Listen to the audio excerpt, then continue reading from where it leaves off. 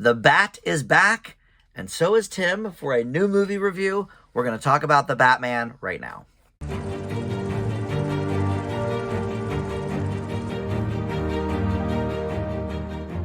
Hey guys, Dan here, alongside, like I said, our buddy Tim. Tim, it's rare that we get you for a new movie, but yeah, I always like it when you're here. We've done West Side Story this year, and we also did The Escape Room. Yes, and you actually saw this before me. We were both going to see it opening night, and I got stood up, so I was going to go later and see it, and then I was like, I don't want to watch a 3-hour movie. Yeah. So you ended up seeing it at a different theater. I am lucky enough to work at a theater that's playing it, so I actually saw this in 3 installments because it is very long. It's 3 hours. And basically every night after work, I watched anywhere from, 30 or so minutes to about an hour and a half and watched it in 3 clips. And there we go. So this is the latest in the DC franchise, the latest Batman. And in terms of plot synopsis, there's not much to talk about. It's not an origin story. All you really need to know, I think, and you'll give us a brief plot, but I think all we need to know is the villains, which are, the Riddler mainly, and then the Penguin as well. And then, Catwoman's in it. Robert Pattinson plays Batman. We'll get to who plays who. That's it. It's a classic Batman story. However, maybe you know this. Is it related at all to what is going on in the DC extended universe, as they call it? Because I don't know. Well, when they first announced it, it seemed like the Matt Reeves Batman was not going to be part. Oh, it was not. The DC universe, because at that point it was shortly after Batfleck. They weren't sure if he was coming back. I think they were kind of like putting this in like its own camp, just like the Joker, the Joaquin Phoenix movie. Ugh. Like that doesn't fit into the DCU. No. So at least this was about the Batman, though. Yeah. So that stupid fake Joker movie. The quick plot synopsis I have is: when the Riddler begins murdering key political figures in Gotham, Batman is forced to investigate the city's hidden corruption with run-ins with both Catwoman and the Penguin, just like Dan said. So our cast, we have, like Dan said, Robert Pattinson is playing Batman / Bruce Wayne. You have Zoey Kravitz as Selina Kyle / Catwoman. You have Jeffrey Wright as, he is just Lieutenant Gordon, Lieutenant James Gordon in this one. He's not Commissioner. You have Colin Commissioner's higher, right? Yes. Okay. Colin Farrell, unrecognizable as the Penguin. If I didn't already know it was him, I literally would have had no clue. I did not know he was in this movie. Even knowing it was him, you didn't know ahead of time? I didn't know it was him ahead of time. I hated that I knew. Even knowing, though, there were literally only like 2 times in the whole movie that I was like, okay, that's Colin Farrell's eyes, or like, okay, I can see his facial, but like, dude, unrecognizable. Yeah, and I have a story about that too, about why. So he plays the Penguin. They call him Oz as well, which is short for Oswald. Right. And you have Paul Dano as the Riddler. You have John Turturro as Carmine Falcone. I actually didn't write this down, but Andy Serkis plays Alfred. Sure. So that's the cast. So I guess before we launch into the specifics of this film, I guess we should talk about the cast, because obviously every Batman sort of has this, different, unique take, and okay, this is the Batman, and this is his Bruce Wayne, and here's how we're getting the people to play. So every generation gets the darker version of Batman. This is, first was the silly 60s show, which I grew up on, and then in the 80s you had Michael Keaton. Okay, now it's a little darker, but Jack Nicholson's still kind of hamming it up. Yeah. Prince is doing the soundtrack. Yeah. Okay. Then you got the Nolan movies, darker still, more creepy. You skipped over the other 2 movies. Well, I just meant that whole like the 80s and 90s. Well, that got sillier as we went along. Yeah. With the nipples and the Mr. Freeze, and so it got sillier as it goes along. And then went dark again. But then it went dark with the Nolan movies, and those 3 were, whatever. And then now the Affleck ones, I guess, were about on that level of darkness. And now you've got, dark in every sense of the word. Half of the scenes gritty. I couldn't see. It was gritty. The soundtrack choice is much more, morose than some of the other ones we've had. So, all right. So let's talk first. Pattinson as Batman. I like Robert Pattinson. I've seen many of his movies other than Twilight. I've only seen one of the Twilight movies, and it's stupid. But I've seen a lot of the movies. I think The Lighthouse was the one where I was like, all right, this guy's like really legit. The man can act. I liked him in Tenet. And then Tenet came after that. He was great in Tenet. And I think he gives us a great Batman. And I think he gives us about the worst Bruce Wayne we've ever had. They gave us this emo Bruce Wayne. He looks like a My Chemical Romance reject. That's a music reference, Tim. Yes. But they gave him like the swoopy hair. And luckily he's not actually Bruce Wayne that much. I thought he was a great Batman, though. But my biggest problem with anybody that plays the role is very few do both well. Keaton did both well, and Affleck did both well, and that's the end of the list. Yeah, I'll say that I didn't mind his Bruce Wayne, performance. I just don't think, that Bruce Wayne is, a recluse. I don't think it works. Yeah, I don't know why they made him I'm not saying it's all Pattinson's fault that his Bruce Wayne stinks, but the script that they gave him and the direction that Reeves, I guess, told him to go in, I just, it didn't work for me. He's always portrayed as a party boy, right? Playboy type, handsome type guy. I didn't mind that in every iteration. Yeah, every iteration. I don't think him being like a recluse, that no one really even sees him, really works with the Batman character. Right. Totally agree. However, I think everybody else nails it out of the park. All right, but wait, how about his Batman? You like his Batman? I think his Batman's great. Okay. I mean, it's good. I feel like many people don't. It's really hard to do a really bad Batman. Well, Christian Bale gave it his best. We know that. I think For Batman. giving us a bad I think Batman. Batman Begins. He was great, and then he just kind of leaned into too much with the voice. Voice that just got worse and worse. He was a great Bruce Wayne, though. He was a great Bruce Wayne. That's the problem. All right, so as we move down the list, I guess Zoe Kravitz is probably second bill, Zoe right? Kravitz is probably second bill. Zoe Kravitz. Now listen. First of all, I love Zoe Kravitz. Yeah. I recently finished the one season of High Fidelity they did on Hulu. Love that movie. Love the show. And I think she's a star on the rise. Obviously, she had rich, and successful parents, so she's known from that. But she's really standing out in this to me. Yeah, I mean, she's no Michelle Pfeiffer. No, and that was my biggest issue. Is one of my all-time favorite Batman characters is the Michelle Pfeiffer portrayal of Catwoman. It's flawless. It's so good. It's why I think Batman Returns is better than the original. Yeah, but you couldn't. But she made it her own. She made it her own. You couldn't take that Catwoman and put her in this movie. No, it would not work. No, not with the tone. I think she does a great gritty, stripped down type of look of the Catwoman. Yeah, very stripped down. And I think that's kind of like the Selena Kyle that we see in the comics these days. And I don't read comics, but I feel like that's kind of where they're going with a lot of stuff. Who's the worst? Anne Hathaway?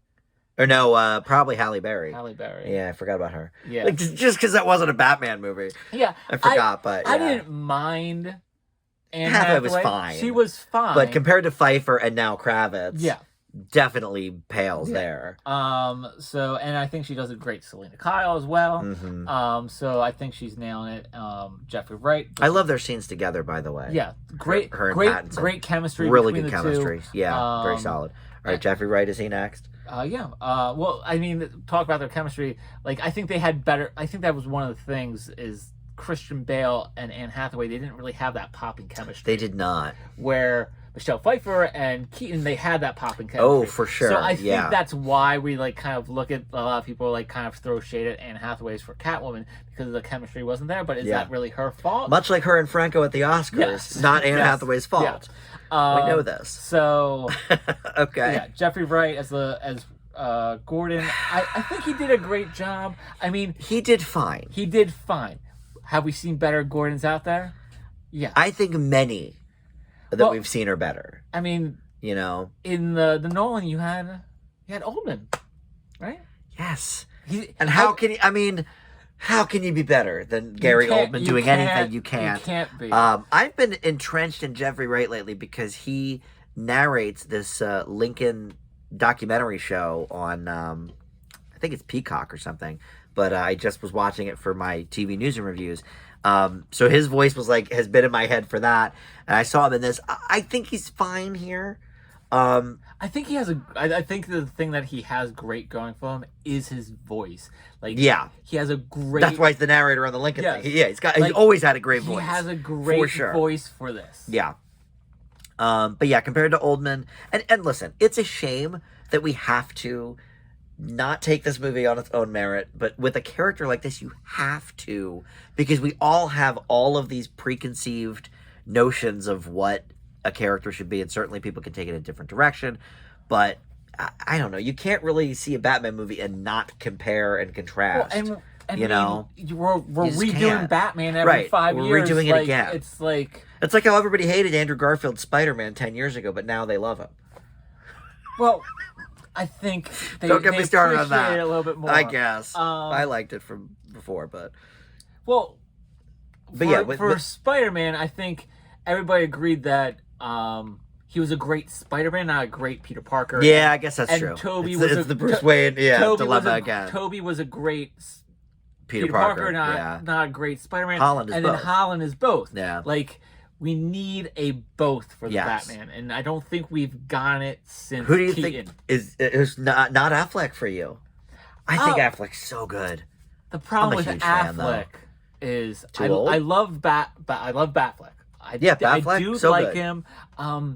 We didn't get enough of him because I agree, because he didn't have a standalone movie. He was in Suicide Squad for 2 scenes. He had a shoe-in-half movie with Batman versus Superman, which is a mediocre movie. Justice League was such a mess too. And Justice League was. I never saw the new version. I think probably that's true. I always kind of overlook Batfleck because he didn't have a great movie. He didn't have his own movie. He should. I thought he did a great job, and he just didn't have enough time to shine in that. Yeah. That I think the standard will be Keaton.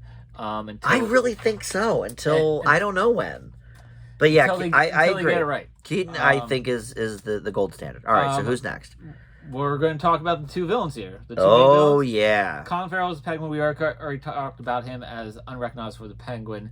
I did read a little bit about this. About the weight thing? No. Well, yeah, I did read about the weight thing. So, he apparently... had put on a lot of weight for the previous movie. For this other movie. What was the movie? I don't even know. Forget. Whatever he was in. And Matt Reeves was I guess we'll keep it on. He said he wanted to keep it on, and then Colin Farrell was like, I don't think I can keep this on for my health purposes. Too raves too. So I think he might have lost some weight, and they might have done padding. And then they just put padding. Yeah. The guy he talked to about doing the makeup design and stuff like that, they sketched it out, and the director was like, I'm not sure if this is gonna work.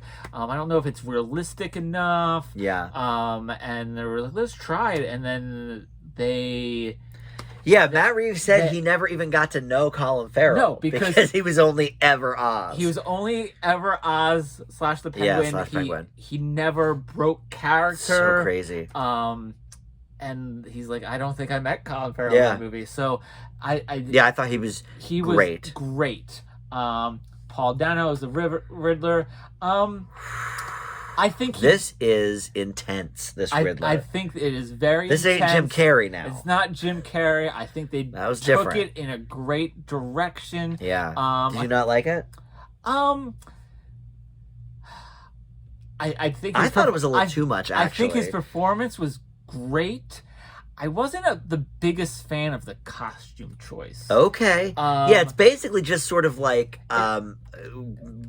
goggles and like a green. It's like glasses and a green. Yeah, like a camouflage green, like that dark green you see on camouflage, like I don't know, poncho or something. Yeah, like a tarp or something. Yeah, like tarp. I think they. Yeah, it was weird. I mean, it was a little gritty. I get it. It's completely 180 of Yeah. of Jim Carrey's. Yeah, And I think- absolutely. That was when the and that's- series was starting to go campy. That's what you had to do, I guess. So you're going to get some comparisons, Right.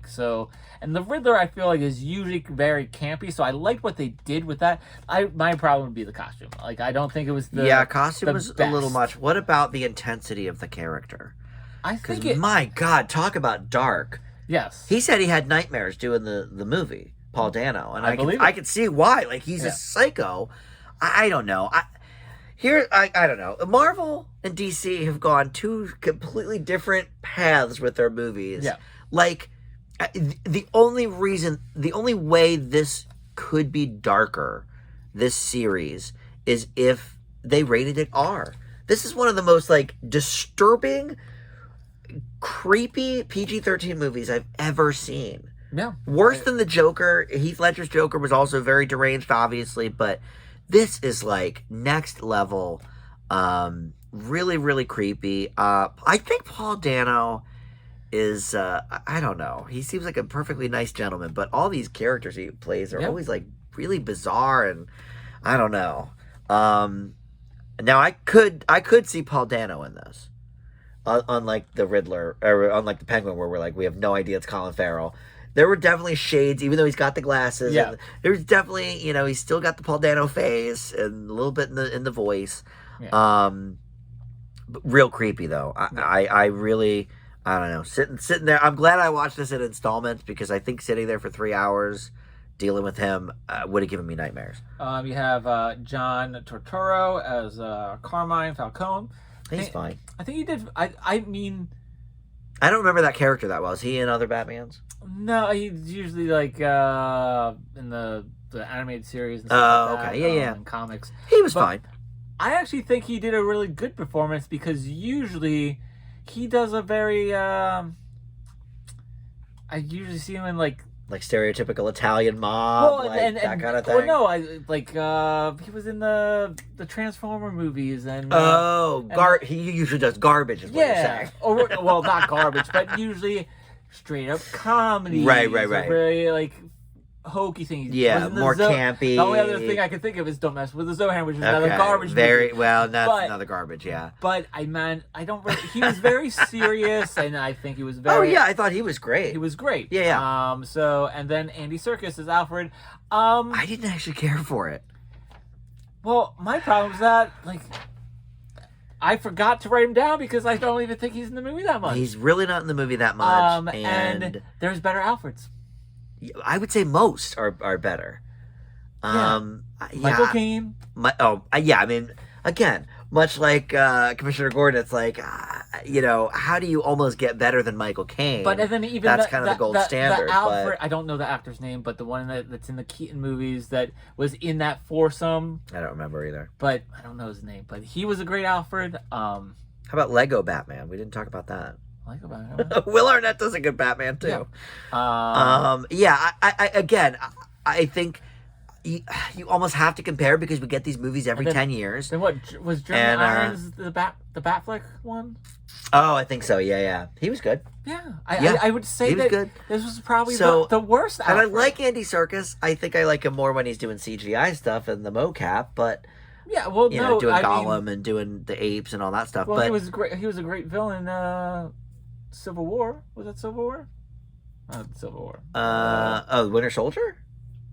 Was he a Marvel villain? Yeah. I didn't remember that. Well, anyway. He was in Black Panther, and then. Oh, okay. Boy, I did not remember that. He was in.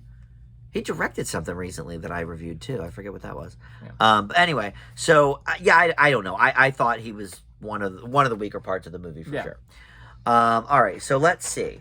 Other than the cast, which we mostly love, I thought the score from Michael Giacchino was great.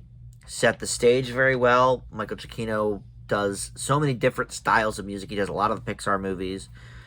He did like Inside Out and The Incredibles and that kind of thing. But this was, more dark and somber, and it fit with the Nirvana song that bookended the movie.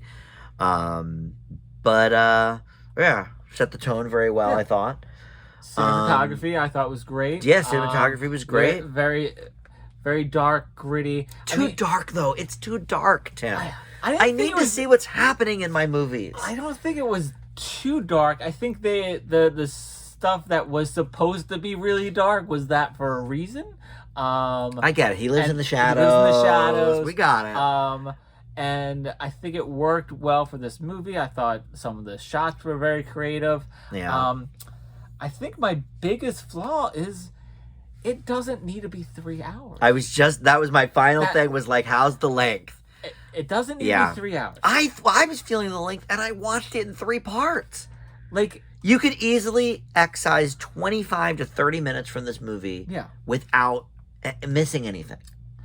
Very few movies, Tim, we know this. It's a weird, can be this long. It's a weird thing because I can't pick and choose and point to things as like, oh, that was too long. I could cut that out. I think everything that was in there was done well. But you need to find places to cut.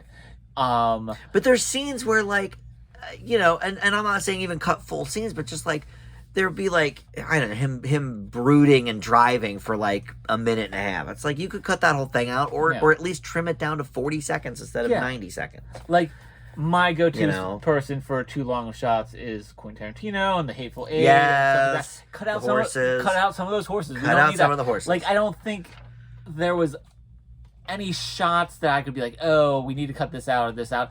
But I mean, also, for a 3-hour movie, I felt there needed to be a little bit more action in this movie. Yeah. The action that they had was great. But maybe if you cut some of that other stuff out. A couple of real memorable action moments too. Certainly with the car chase is up there with some of Batman's best, I would say. So I think if you cut it down to like a 2-hour movie, the amount of action that they would have in there would suffice. So what I've heard from, some of the movie groups I follow and stuff is that people enjoyed the detective aspect of the film and not so much the action. I'm a little more, I'd like more of a balance. I did like the detective stuff. That's fine. I mean, his original thing kind of was to be a detective in the 30s and whatever. The world's greatest detective. Fine, right. We get it. I thought he was an okay detective. He was decent. He was too emo to really fully capture the detective part, But I do not feel that way that this movie thrived the most when he was being a detective. I thought there was some good stuff in there, but that's where you needed to cut. Yeah. So to compare it to another comic book movie that was 3 hours long. Yeah. Famously, Endgame. Endgame had 1 million people. 20 million characters that they needed put in. Right. Endgame was a 27 movie build-up. Yes. This is the first installment. You have Batman and 3 of his rogue galleries. So you have 4 main people. Well, okay, no, wait. To be fair, though, Avengers really was 2 movies because Infinity War and Endgame kind of are the same movie. But even still, 5.5 hours made sense for that because of there's so many characters in it. Yes. Here, you have 3 villains: Batman, Catwoman, Penguin, and the Riddler. And you have 4 people. Yeah, you have Commissioner or Lieutenant Gordon, but he's with Batman every time he's with Batman the whole time. It's not like he goes off on his own thing. No. But you didn't need to be 3 hours. I agree. I mean, we saw Drive My Car recently. That was 3 hours. These 3-hour movies, unless you're Titanic or the Endgame, I think we got to cut it somewhere. Yeah. So I agree. And the first really action-based sequence, other than like the very beginning, doesn't happen for like another hour. Yeah. So yeah, that's exactly where I am on it as well. All right, well, we could grade it. Is there any other things we need to discuss? We wanted to make this a spoiler-free review, so we're not going to talk spoilers. No, I think it was directed well. I think it was written well. I think Matt Reeves really did do a good job with the whole thing, and I think he does understand the Batman character. Yeah, I think he doesn't. I don't like the direction they took the Bruce Wayne in, as we've said. And I'm a fan of his work with the Planet of the Apes, and He did a great job with that series. Oh, yeah. That's where he became friends with Andy Serkis, I guess. Yep. And Okay. that's why he's in this movie. Right. One of the worst parts of the movie.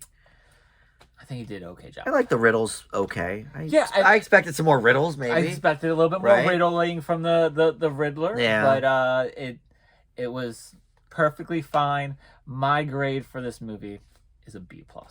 Oh, all right. I'm a little below you on it. It is a B for me. Okay. I think it's certainly better than some of the superhero movies we've gotten lately. It's better than Black Widow. Certainly better than the Eternals. We all know that. Yeah. In the DC universe, it's definitely not as good as the Suicide Squad. I think if it was maybe 20, even 15, 20 minutes shorter, B+ for sure. Yeah. But it's definitely worth seeing. Yeah, it's worth definitely seeing. good. I mean, I would put this in the upper tier of the DC stuff. Yeah. Like, my top tier is The Suicide Squad. Great movie. Great movie. Harley Quinn, Birds of Prey. Yeah, that was great. Great movie. What about Wonder Woman? The first Wonder Woman.